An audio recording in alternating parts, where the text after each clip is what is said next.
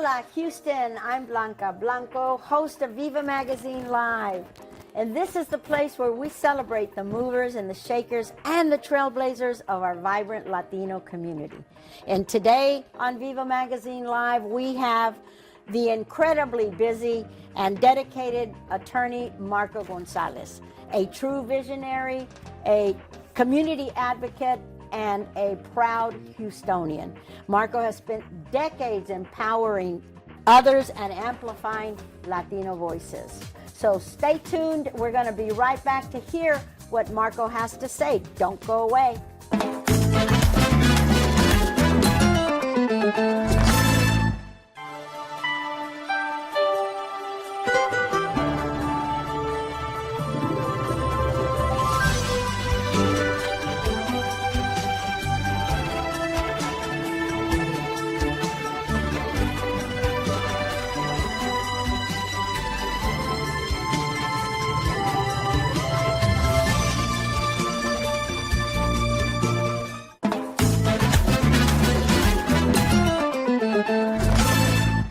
And welcome back to Viva Magazine Live. We're joined today by attorney Marco Gonzalez. So get ready for an inspiring conversation with someone who truly leads with passion and purpose. Welcome, Marco. It's so good to see you. And finally, we get to interview I know, you. it's been a while. It has. The schedules haven't been matching up too well, but I know I'm glad we're here. You got a lot going on, my friend. Yeah, yes. yeah.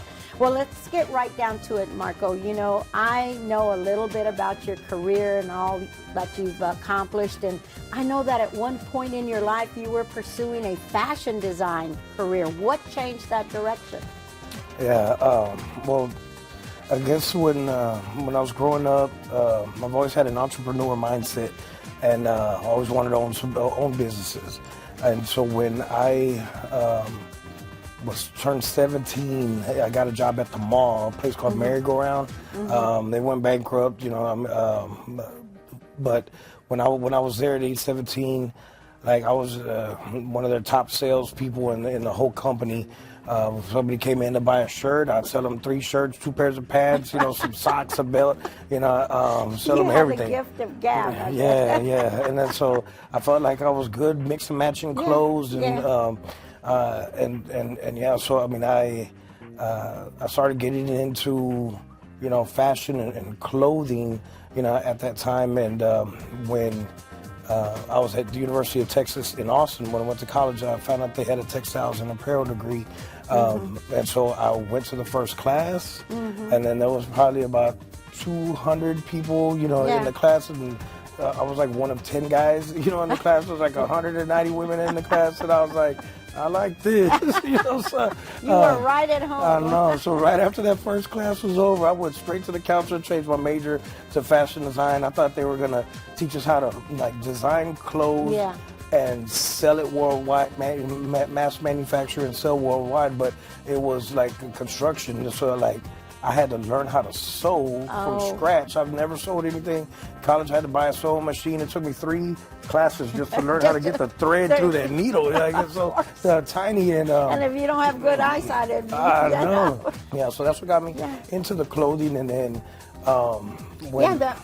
I wanted to ask you, that sounded like you got ready to launch your career and get going. So what inspired you to follow in your father's footsteps and pursue a law degree? I mean, specifically in Houston. So, you know, my dad is an attorney as well, you know, so, but he, growing up, like he did criminal defense, first and second degree felonies, court appointment work. So when growing up, when it was like take your child to work day, you know, to go with my dad, and when, you know, he's in the old courthouse, to get to the judge's chamber, to introduce him to the judges. When I was, you know, younger, you'd have to go back and you'd have to pass the holding cell to get over there. And when it says maximum capacity, 15 people, and then there's like 25, you know, guys in there, and the jail jumpsuits and looking, you know, I mean that, you know, so my thought process was like, I thought lawyers only dealt with murders, child molesters, you know. rapists, because that's what my dad, dealt with a lot, I mean, my dad always wanted me, to be a lawyer, but, I wanted to pop bottles with models, and fashion shows and parties, not, representing child molesters, murderers, and, things like that. So, right. It just seemed like a lot more fun being with all the top models. And, a lot more fun. Of course. So that, I mean, that was like a big thing. Of why I wanted to pursue, clothing and, sort of businesses with that, because I also learned a lot of behind the scenes stuff in the business part of it, those 3 summers that I interned with Foley's in their downtown corporate office in Houston.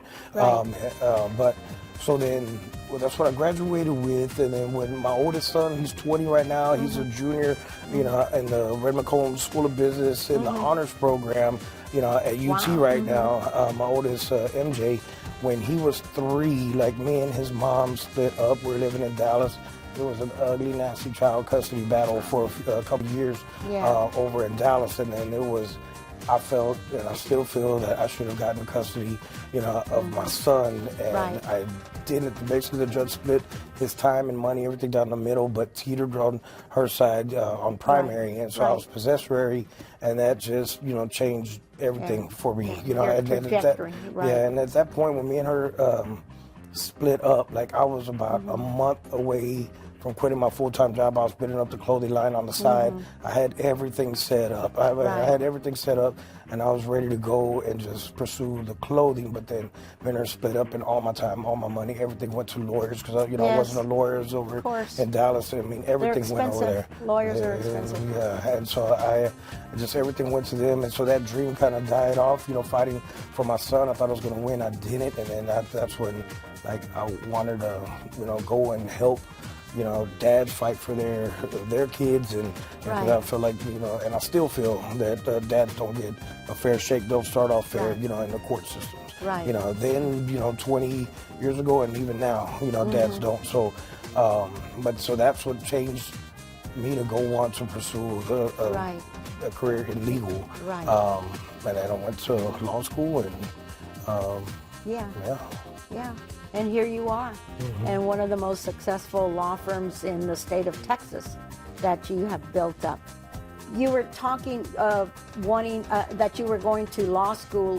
How was your experiences at University of Texas in Austin and the Arizona Summit Law School shape your approach to legal practice? Did that change, or did you take a different perspective from each of those schools? Were they different? When you're in Houston, you grow up in Houston. I went to South Houston High School, go Trojans. Yeah. I went to South Houston High School, and then, going here off of, Alameda Mall area, the Edgebrook and 45 South, area, growing up there, and then going to Austin by yourself with no parents. Like, I mean, I think now Austin is getting a little bit more commercial, like trying to grow into like a big city. But back then, the slogan was "Keep Austin Weird." I mean, it just was, more of it was weird. I mean, I fit right in, but now, now it's like skyscrapers. You build the skyscrapers everywhere. It's super crowded in Austin.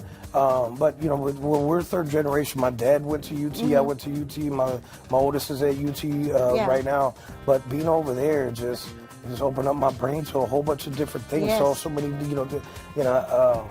so being in Austin helped develop a lot of my artistic, side too. Just seeing all these different kinds of people. I mean, there's a big melting pot in Austin. It sure is. And came back over here, and I built, a pretty good name for myself. Yeah, and that's you really have, and that was going to be my next question.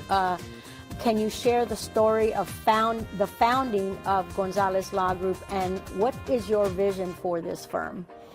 Okay. Because, I mean, I remember you had your offices over there off the Gulf Freeway at, what was that? I can't recall the name of that building, but anyway, I had an office at the other building, and that's how I knew that you were over there. Yeah, so 2 5-story buildings that are side by side by like a college and the airport. Right, that's right. I can't remember the name of the complex, what they call those 2 buildings. But for me, at that time, because I already had my son, so I was a single dad, and so he was in elementary.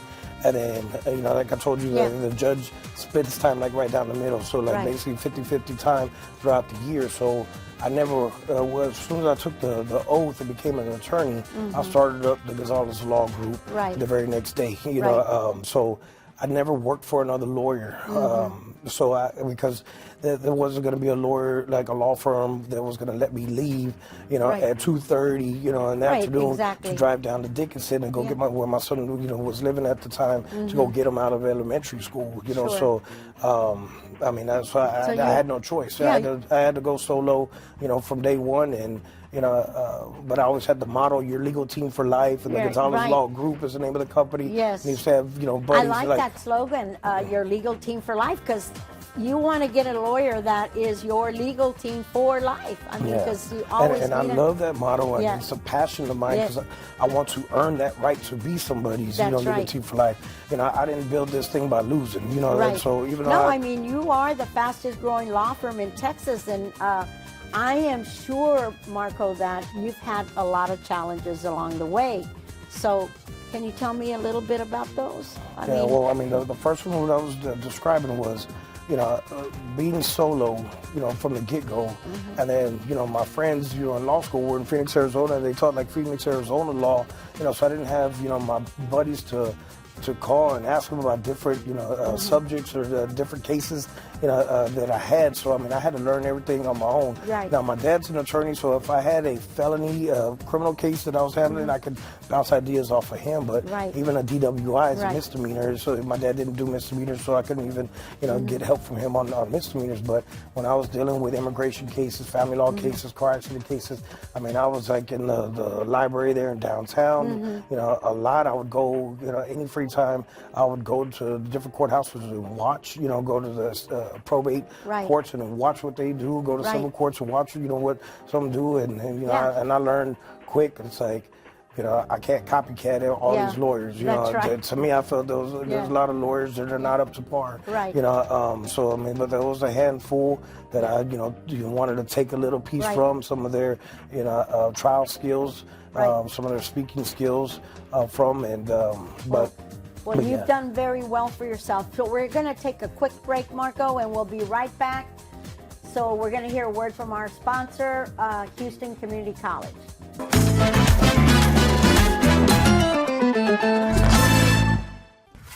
Learning looks like this, and it also looks like... I didn't just study buildings. I connected them with tech to make them smarter. I'm learning healthcare management while providing patient care. I worked with these control systems way before I even started the job. And if I can't make it in person, I take my classes online. So, where do you start?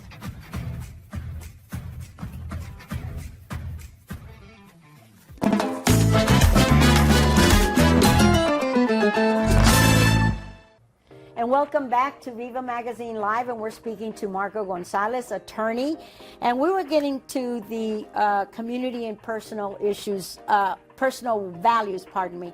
And what I wanted to know, Marco, I know that you give a lot back to the community. You host an annual crawfish boil, and you also host an annual back to school backpack giveaway. You also host blood drives, and because I've been to the crawfish boil and to the backpack giveaway. So tell me, in the audience of Viva Magazine Live, why do you do all of that?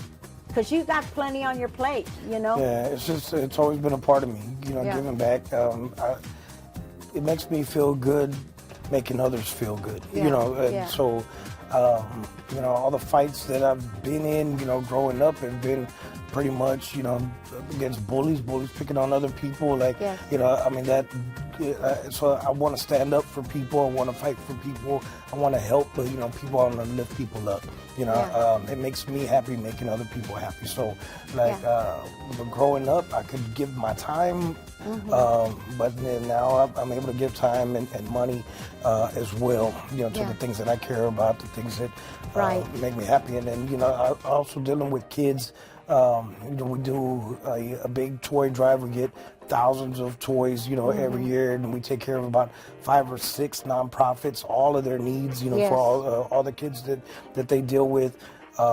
The backpack giveaway, we give 1,000 backpacks, Yes. filled with school supplies. Oh, you had a lot of people lined It up. was, Oh, my this God. year was crazy. They were like lined up at 5 o'clock in the morning, Yeah, seems like. we started at 9. Yes. And the first person showed up at 5:30. Wow. 5:30. By 6 o'clock, still 3 hours Yeah. before we started, there was at least a dozen cars, Yes. already lined up. I saw that. And if people have to come and wait 3 hours for a backpack, Yeah. those are the ones that need it. Those Yeah. are the ones that That's right. of why we do this. I agree. But by the time 9 o'clock, I mean, there were hundreds and hundreds of cars. course. It went all the way down to the dead end right here on Office Yeah. City Drive, to the dead end, and it went Yeah. past that other elementary school in Yeah. the neighborhood.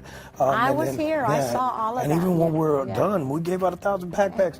Still hundreds and Yes. hundreds of cars. Right. So I mean that Yeah. was an eye opener. Like now we Yeah. got to punch it to 2,000. Yeah, backpacks. I was going to say that line has grown. They know that you do that every year, and people wait for that, because today in today's time, prices are going up, and they can't afford them. I mean, the backpack that you give away was probably, $40 or more, and Marco, $40 for 3 kids, that's a lot of money for families to spend on school supplies. And I mean, Yeah. there was some cars with 6, 7, Yes. kids, in there. We're giving 6, 7, at a time, because they had. If they didn't have any children, the most that they can with them, the most they could get is 2 backpacks. But if Right. they needed more than 2 backpacks, they had to have their children present with Yeah. them in the vehicle. And Yeah. 5, 6, 7, I know. at a time, and then they Yeah. could get up there, for some It's families. expensive for families nowadays. You know, So what about your annual crawfish boil? That is so much fun. I mean, it is. Yeah. I mean, and it's fabulous crawfish that y'all do. Yeah, so but both big parties that I throw here, I do one for Christmas, and it's the people have to bring in toys, Yes. to get in, or the equivalent, like either for I think this past year we did $40 or 4 toys valued at $10 each, and the crawfish boil, same thing, $40 to get in, but all of it, 100% of it is for the crawfish going to backpacks and school supplies. 100% of everything that we get, at our Christmas party is for toys, and if they bring money, we go buy more toys, Right. to fulfill the needs. Right. So yeah, I mean, it's just it's a way for people to have fun. All of my staff come, because I have over 100 people, that work for me in my businesses. For them to come on out, people that I do business with, people that friends and family of my entities. You had a and my- packed crowd at the crawfish boil. Yeah, it's a good time. It was Yeah, very it's nice. a good time, a lot of food, and then Yeah. with my other endeavors with Up Above Entertainment, Yeah. we have signed artists, and then our artists, Yes. have been performing as Right. well, and people love, Yes. our artists. They do so well. Feel like a big brother to all of them. Yes. I'm so proud, when Yeah. they get on out there, they do their thing, and so yeah, we have fun, but the main thing is to Yeah. raise money for these charities, and then about every 4 months we do a blood drive, here as well too. Yeah. Because I mean, you can't help the community more than saving lives. That's right. Yeah. So I've given blood before, but it's now like a big passion of mine, because of my son Nicholas, who's 8 years old now. When he was 3, he came down with the rare life-threatening illness called severe aplastic anemia, which is similar to leukemia, the cancer of the bone marrow. Right. When he was 3, he started getting random nosebleeds and bruises on his body, and when he touched the bruises, they didn't hurt him, Yeah. because they were bruises from the inside, of his body. And the first doctor said there were allergies, and then told his mom, he's got to get a second opinion. They got blood work done, and I mean, when he was 3 years old, about 5 years ago, she called me late on a Friday, and I thought it was weird, because me and her weren't together, and we're butting heads, on custody and battles for him.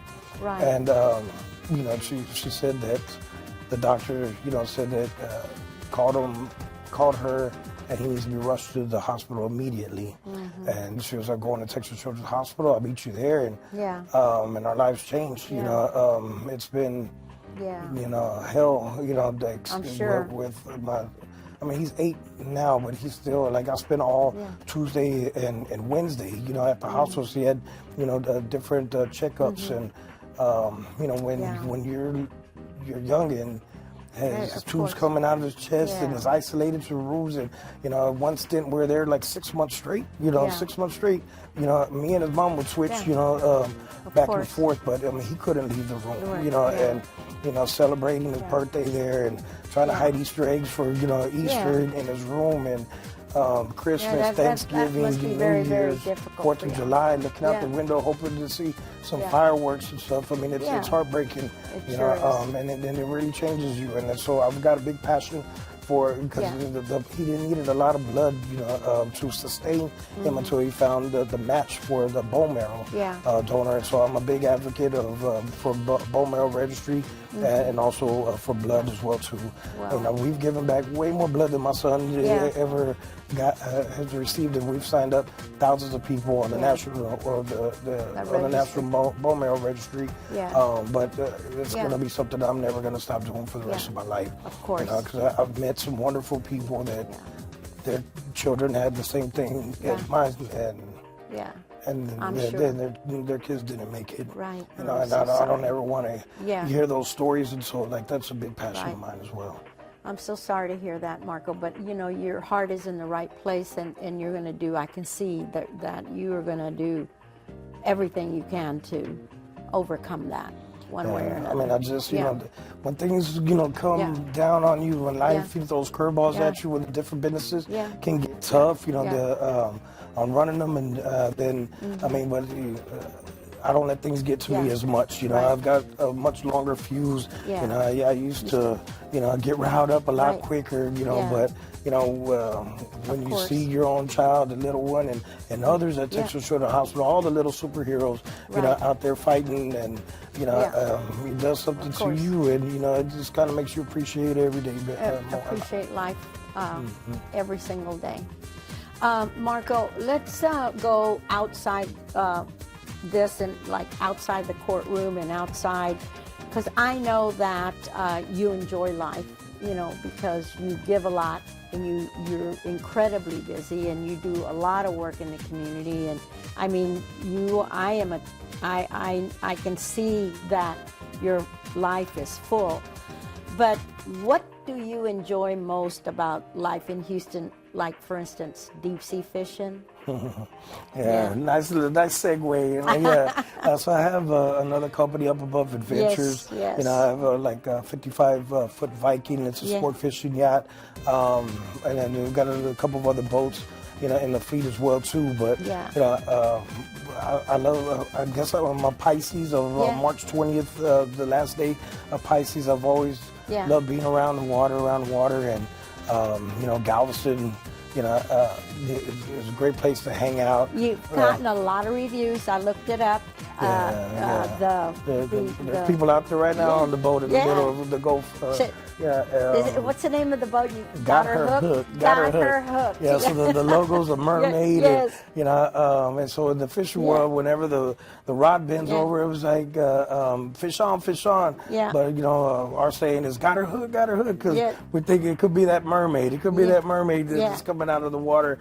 And so we're gonna keep fishing until we catch until we catch that mermaid. Until you get her hooked. Yeah, until we got her hooked. That's awesome. Yeah, it's a cool There's thing. another venture that you're involved in, and I know that you're very, very proud of it, and that is the Up Above Media Entertainment, and that you also own a record label, and you have signed up some groups. Tell me about that. What got you into that part? I've always loved music. I've always loved marketing and advertising as well, like with the media, like when I have other people, you know, do things for me, like do a commercial or something, I feel like it's not quite right. It needs this, it needs that, you know, so I've always done the marketing and advertising for my businesses, and then but whenever we wanted a green screen or something, we have to move conference tables out of the way, put something up, and then so when I bought this building, you know, I had some space downstairs, and we're in it right now. We're right here. We're in it right now. Up Above Media Studios. Yeah, so I built this video production room. It's got 4 different well, 5 different backgrounds, got all the lighting and the equipment that we need, and then but also 2 really nice music recording studios right across the hallway, second to none in the city. And so it's cool. We had a lot of living legends coming on in, and they're just like, wow, like this place is nice. So I was like, okay, I know I did something good. I kind of had that mentality. The Field of Dreams, build it and they will come. And it's been working out pretty well. I've got about 10 signed artists, to the label now. They're all so different. There's such a variety. A group called Conjunto Distinto. Conjunto Distinto. They're out of Dallas. I'm so proud of them. There's 4 brothers and a friend. The saxophone player is a friend of the 4 brothers, but the drummer, he's 11 years old. 11 years old. The accordion player's 13. They are awesome. And just like a week ago, they came out with their first song, La Única Estrella. It's a cover. We made a video for them. And they just got released about a week ago. But they've got some originals, but we're going to start rolling out song by song. And but then all the other artists, there's probably about 6 other artists that are going to be dropping, within the next couple of months in different genres, and just very proud of all of them. So what other genres do you sign up on your label? Well, in just the Spanish side, we have Tejano, we have like Spanish regional, we have a Velico, and Man. On the English side, we have like a country rapper, Corey with the keys. We've got like a Dakota Blue has got the Prince vibe. Giselle, she's an R&B singer, Slim Simma. She, does like hip hop. Sam Knight, does a variety, some slow, some fast. King Creole, does like some groove. That sounds like so much fun. It is, and then when and creating, because we have in-house producers that make music and in-house engineers that do mixing and mastering, and and then we're doing some collabs with them, different genres together, and recently the 3 females on the label. Slim Simma, Giselle, and Celeste Escobar combined and did a song for the International Women's Festival, the anthem for that festival called Awaken. They did an excellent job. It sounds, amazing. It's like a women empowerment song. And King Creole, Christopher Roy, another one of the artists, helped write, that song as well. And it's just, creating, because it's part of, I guess, my creative mentality, the artistic, the artistic stuff. So, I mean, with Gonzalez Law Group, picking out the colors and the logos and everything, it's like I love thinking about something. Just I guess back to my clothing days, drawing something and making it, and making it happen, from going from the brain to having it there, and then people liking it. And same thing with the law firm. I do all the marketing and advertising, but I know within the law, then it's time for business getting into the courtroom, kicking some butt, and for our clients. Well, Marco, we're running out of time. Unfortunately, I would love to talk too much. No, I'd love to sit here and talk to you for another 30 minutes, and I'd love to.